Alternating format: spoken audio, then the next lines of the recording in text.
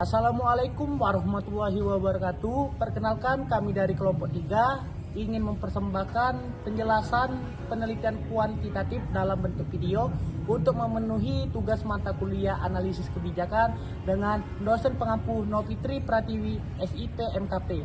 Selamat menyaksikan. Baik, Assalamualaikum warahmatullahi wabarakatuh. Saya Gambir Mintang ingin menjelaskan materi pertama, yakni mengenai pengertian dari analisis kebijakan, metode kuantitatif dan keterkaitan antara metode kuantitatif pada analisis kebijakan pada kebijakan publik. Baik, yang pertama adalah analisis kebijakan publik. Adalah suatu proses ilmiah ya, di mana mengkaji, mengevaluasi, lalu memberikan rekomendasi terhadap suatu kebijakan yang akan diambil oleh pemerintah ataupun para aktor yang memiliki kepentingan yang cukup tinggi. Lalu tujuannya sendiri adalah untuk mengambil keputusan dalam memilih alternatif kebijakan yang efektif, efisien, dan adil dalam mengatasi masalah publik.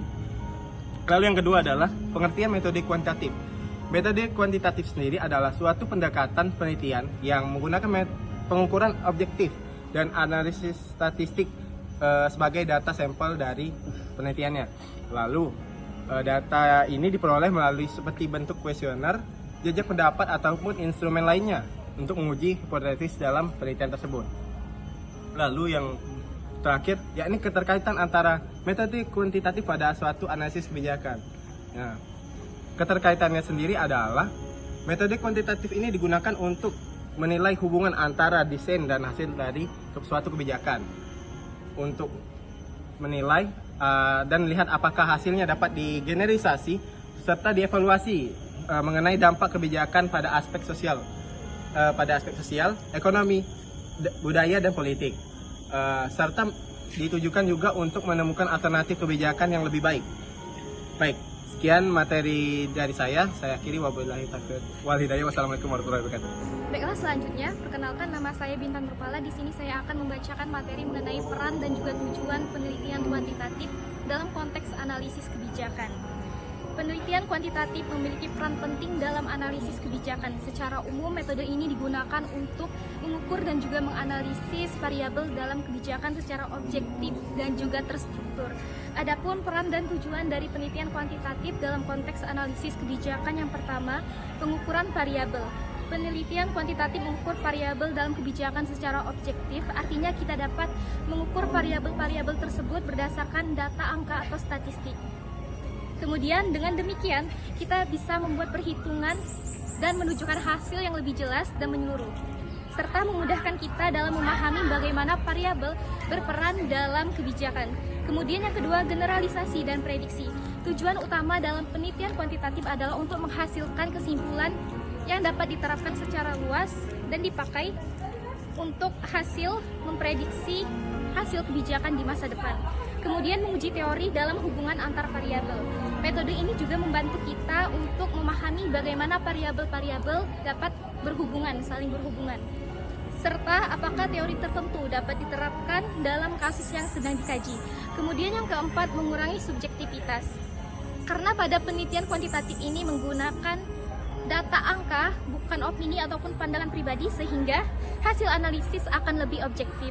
Kemudian, secara keseluruhan penelitian kuantitatif ini mendukung proses pengambilan keputusan dalam kebijakan publik dengan menyediakan analisis berbasis data yang kuat yang memungkinkan prediksi evaluasi kebijakan yang lebih efektif. Baik, terima kasih. Di sini saya Desri Miyaci Andarmanik akan melanjutkan materi tentang tahapan analisis kebijakan dengan menggunakan metode kuantitatif. Yang pertama yaitu mengidentifikasi masalah. Masalah itu muncul karena terjadinya perbedaan antara harapan dan juga kenyataan. Jadi pada tahap ini kita mencari tahu celah apa yang terjadi dari kedua penyebab tersebut. Yang kedua yaitu mengembangkan model. Mengembangkan model merupakan tahap kedua, yang dimana model merupakan sebuah kenyataan yang berbentuk fisik, logis, ataupun matematis. Jadi pada tahap ini kita membuat variabel untuk mengambil sebuah keputusan. Yang ketiga yaitu mengumpulkan data. Di sini kita mengumpulkan data untuk mengumpulkan data-data pendukung. Di sini kita dapat melakukan wawancara, penelitian langsung, kuesioner ataupun juga berbentuk laporan. Yang keempat yaitu membuat solusi. Jadi solusi ini dapat ditemukan dengan cara memanipulasi model dan juga mengumpulkan data. Berbagai metode juga dapat dilakukan pada tahap ini, yaitu melakukan persamaan matematis dan juga algoritma. Yang kelima yaitu menguji solusi. Menguji solusi dilakukan untuk melihat apakah solusi yang akan dikeluarkan nantinya dapat digunakan secara optimal ataupun menjadi sebuah analisis yang optimal. Ini dapat dilihat dari segi akurasi maupun kelengkapan model. Yang keenam yaitu menganalisis hasil. Menganalisis hasil ini merupakan kegiatan di mana memahami langkah-langkah yang perlu diambil ketika mengambil keputusan. Ini dilakukan untuk melihat apakah nantinya muncul sebuah risiko yang akan muncul dari analisis tersebut. Yang ketujuh yaitu mengimplementasikan hasil. Pada tahap ini kita akan mengimplementasikan hasil yang telah kita analisis dalam sebuah perusahaan atau instansi. Kita juga melakukan pemantauan terus-menerus untuk memastikan bahwa hasil tersebut optimal ataupun efektif dilakukan dalam instansi atau perusahaan tersebut. Terima kasih penjelasan dari saya, dilanjutkan oleh teman saya. Perkenalkan, saya Yesi Rosalinda. Di sini saya akan menjelaskan materi mengenai teknik dan alat kuantitatif dalam analisis kebijakan. Yang pertama itu ada teknik pengumpulan data. Teknik ini terdiri dari eksperimen, observasi terstruktur, survei kuesioner, dan wawancara terstruktur. Hal ini bertujuan untuk memperoleh informasi, misalnya dengan pengamatan langsung ke lapangan atau penyebaran kuesioner. Setelah data terkumpul, kemudian dilakukan teknik analisis data menggunakan teknik statistik seperti teknik UGT dan ANOVA yang membandingkan antara dua kelompok atau lebih. Kemudian ada teknik path analisis dan analisis faktor yang mengidentifikasi sebab akibat atau pola dalam data.